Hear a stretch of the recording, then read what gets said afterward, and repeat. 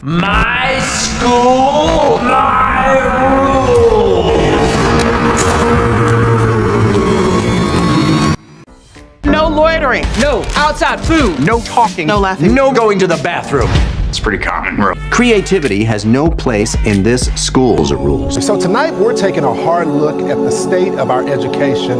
Our school system is expensive and underperforming. Unemployment remains a serious problem. Unemployment rate.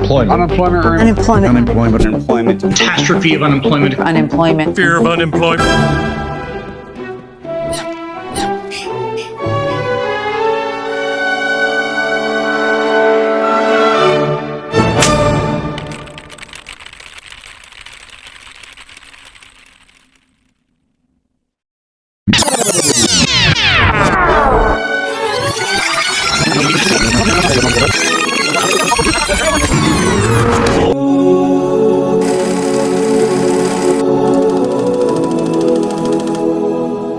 This is Abbas ibn Firnas, who was a prominent Andalusian polymath who is known for his contributions in astronomy, mathematics, and engineering.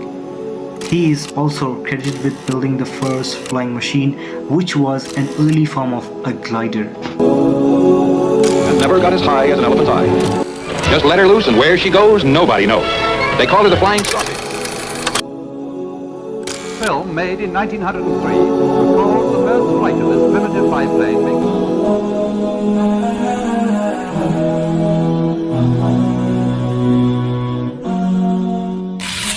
This is Musa al-Khwarizmi. He was a Persian mathematician, astronomer, and geographer. He was an incredible scholar of House of Wisdom of incredible round city of Baghdad. He is one of the most important figures in the development of algebra and is often referred to as the father of algebra. His ideas were later translated into Latin and other European languages and played a key role in the development of modern technology. The term algorithm is derived from his name.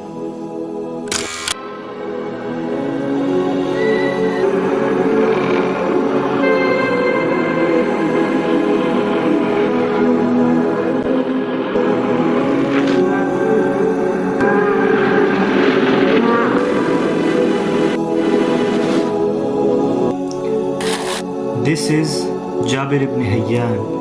He was a prominent Arab alchemist, chemist, and philosopher. He is considered one of the most significant figures in the history of chemistry and is often referred to as the father of chemistry. In the new school, and more to the point, the teachers did not like me.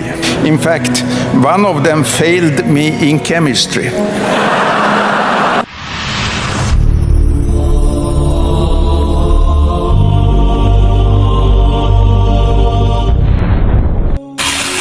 This is Hassan ibn Haytham. He was an influential Arab mathematician, physicist, and astronomer.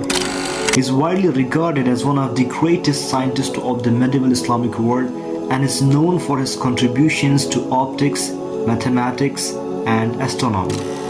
One of his most important contributions to science was his book on optics.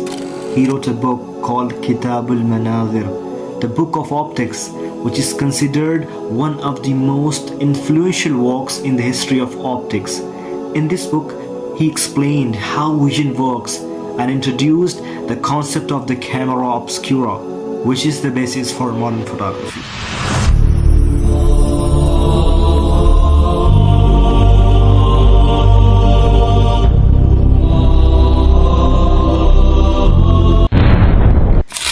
These are the Muslims of Islamic Golden Age. And this is you. Depressed, anxious, running a rat race for grades, memorizing stuff that you don't even know about. You are doing or have done all this hard work just to get a 9-5 job. More frankly, just to be a slave of anyone who is less smarter than you. This is what worldly systems have made you. Well-educated slave. Today we are going to talk about probably the most important thing in our lives. The thing which makes us human beings. The thing which allows us to think and innovate. the thing which helps us to become scientist, scholar, doctor, research entrepreneur, etc., etc. It's education. And we're going to talk about more precisely about formal education and ask, does it help us to do what I just told you, or it just helps us to get degrees? Education has long been regarded as one of the most critical factors in personal and societal development, and formal education has been the primary means of obtaining knowledge and skills for centuries. However, as the cost of education continues to rise and alternative forms of learning become more accessible, many people are questioning the value of formal education.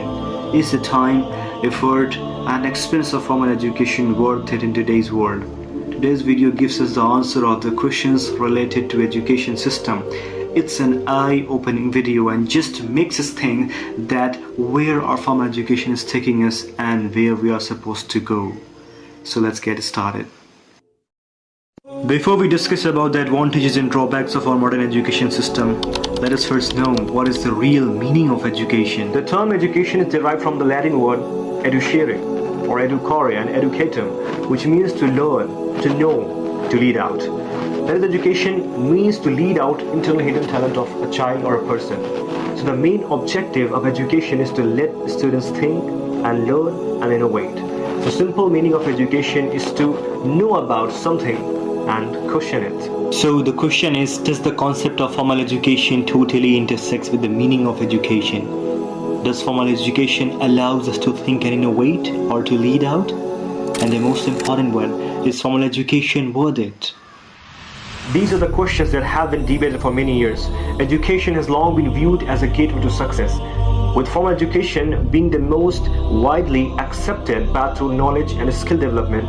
But we should explore some of the downsides of formal education and discuss how self-education can be a viable alternative for those seeking personal and professional growth. This is what they take from us to give us a 9-5 job. One of the most significant drawbacks of formal education is the cost. Higher education is expensive and many students graduate with significant debt. Formal education often follows a rigid schedule with little room for customization or flexibility. This can be challenging for students who have other commitments such as work or family responsibilities. And due to this lack of flexibility in formal education system, students can hardly focus on some side hustle projects. Formal education may not always provide opportunities for hands-on learning or real-world experience. This can lead to a gap between theoretical knowledge and practical skills, and nowadays, practical skills are everything. It is with these practical skills only that the students can innovate and work on some noble thing. Formal education often emphasizes memorization and regurgitation of information rather than critical thinking and problem-solving skills. Someone rightly said, everyone is a genius, but if you judge a fish by its ability to climb a tree, it will live its whole life believing that it is stupid. Students just cram lessons just to pass some tests without deeply understanding the topic. This approach can limit creativity and hinder innovations, and that's why we need self-education. Self-education offers many advantages including flexibility, customization, access to information, personal growth, career advancement, and the most important, financial independence. By taking responsibility for their own education, self-learners can deepen their understanding of the world, increase their knowledge, and create better opportunities for themselves.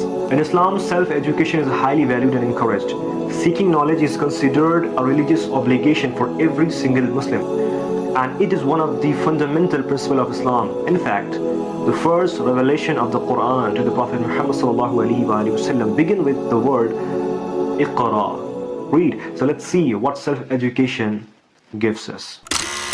Self-education allows individuals to learn at their own pace and on their own schedule. This flexibility and customization allow learners to tailor their education to their specific interests and needs, which can lead to a deeper understanding of the subject matter. The internet has made information readily available to anyone with an internet connection. Self-learners have access to vast resources online, including articles, books, videos, podcasts, and online courses. This wealth of information empowers self-learners to gain knowledge of any topic they choose without the limitation of a traditional classroom or a curriculum. Self-education encourages personal growth by promoting self-discipline, self-motivation, and self-awareness, which can lead to increased confidence and a sense of accomplishment. Self-education can lead to financial independence by opening up new career opportunities and increasing earning potential. Additionally, self-learners can save money by avoiding the high cost of formal education and taking advantage of free or low-cost learning resources. So the question frequently asked, is formal education worth it? The answer to that question is not straightforward. It depends on your personal circumstances, career goals, and financial situation. Formal education comes with a significant cost. Alternative learning options can be a more flexible and affordable approach to learning. From the moment we start school, we are taught that our worth is determined by our grades and test scores. We are constantly compared to our peers, and our success is often measured by how well we can memorize. But in this race to be the best, something more important is often lost. The love of learning, personal growth, creativity takes a backseat to grades and competition.